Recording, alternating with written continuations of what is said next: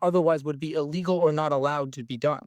And the thing is, you can't say that enough. And I want you to say more about that because you're talking about deploying the U.S. military. Remember, Mark Esper, who was Donald Trump's Secretary of Defense for a while, told him, no, you cannot shoot American citizens. You can't have the military shoot American citizens. He's going to replace people in the Department of Defense with people who will say you can, and that you can deploy the military against protesters. First, it's only been a few weeks since Donald Trump shattered the hopes and dreams of journalists around the world by winning a Democratic election.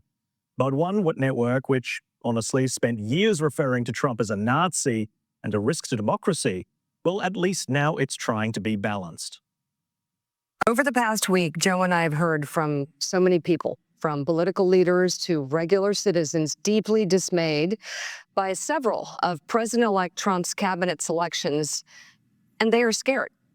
Last Thursday, we expressed our own concerns on this broadcast and even said we would appreciate the opportunity to speak with the president-elect himself.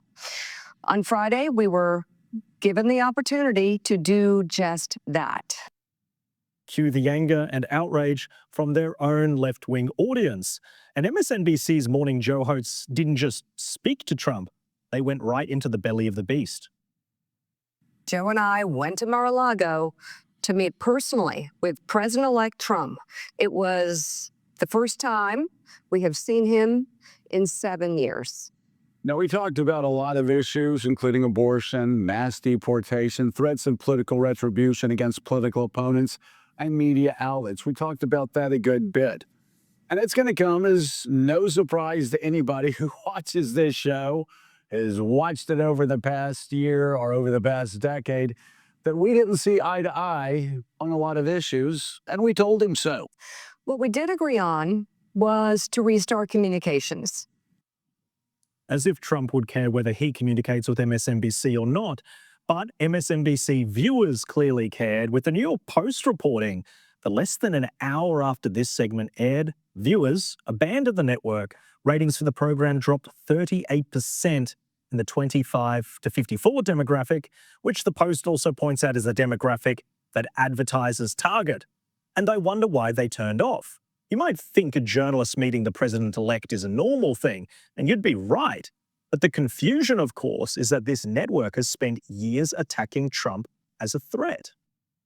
The former and future president is moving quickly to fill the clown car and round out his cabinet before he changes his mind and fires them all. I mean, he's just going full Nazi here, full fascist. But once you have radicalized one major party so that those are the preferences of the people who adhere to your party, the leader's interchangeable. And yes, Trumpism is sometimes what we call it. MAGA movement is probably a better way to do it. But there is an authoritarian movement inside Republican politics that isn't being bamboozled by Trump. They are pushing Trump to get more and more extreme, because the more extreme things he says, the more they adhere to it. Where one side stands for freedom while the other meets the textbook definition of fascism, namely a far-right dictatorial regime like Hitler's Germany or Franco's Spain or Mussolini's Italy. We've warned you about Donald Trump's profound unfitness for office. From his theft of classified documents and attempted insurrection to his clear cognitive and physical decline. MSNBC viewers must be so confused. 1 minute, he's this dictator who's going to steal America, and the next, he is an important source of communication for MSNBC. And we've seen this play out across the media more broadly. Before the election, White House press sec Karine Jean-Pierre regularly made inflammatory comments like this. How many times do we have to January 6, 2021? That is a fact, what was reported that happened on that day by some of your colleagues. I mean, and we have, at the same time, denounced political violence over and over, political rhetoric over and over again. So obviously what's going on right now is MSNBC is going to have to sell a portion of their broadcast, which is the news portion, off to a potential buyer. So there is some noise going around. There's some media going around on Twitter where Elon Musk is having fun with this, having conversations with other people about how much does it cost, because maybe he is serious about buying it.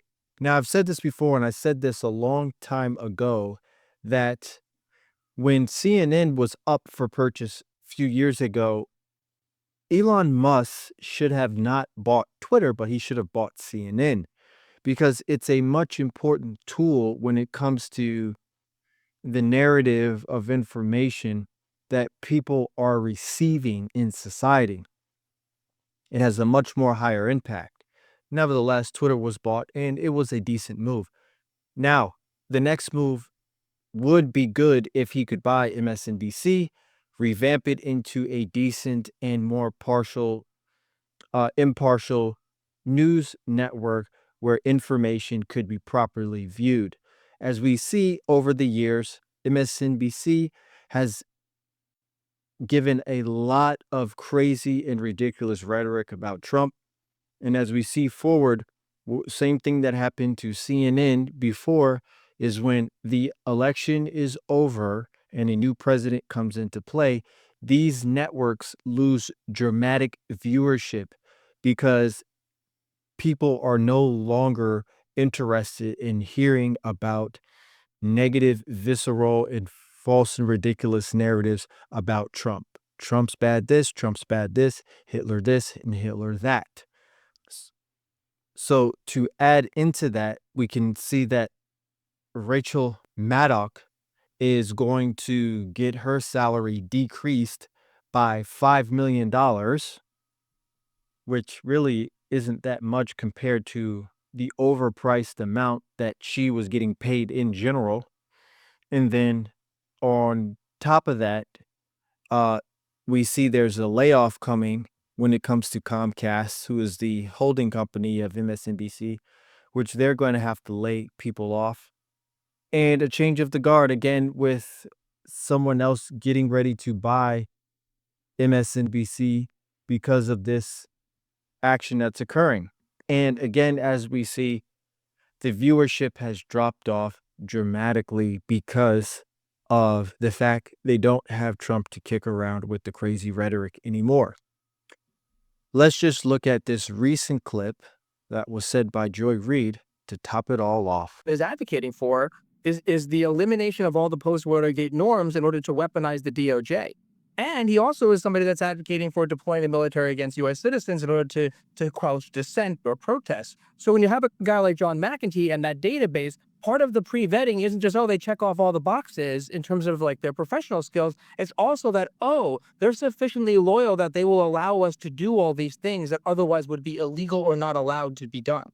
And the thing is, you can't say that enough. And I want you to say more about that because you're talking about deploying the U.S. military. Remember, Mark Esper, who was Donald Trump's Secretary of Defense for a while, told him, no, you cannot shoot American citizens. You can't have the military shoot American citizens. He's going to replace people in the Department of Defense with people who will say you can, and that you can deploy the military against protesters, that you can arrest journalists for reporting things that Donald Trump doesn't like, that sort of thing, right?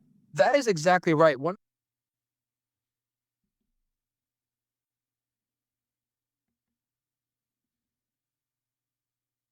So again, it's no secret on why they would have such drastic when it comes to viewers and viewership, right? Because those things that are not said by Reid and a lot of different anchors on MSNBC, they're not inflammatory, right? There's nothing wrong with those, right?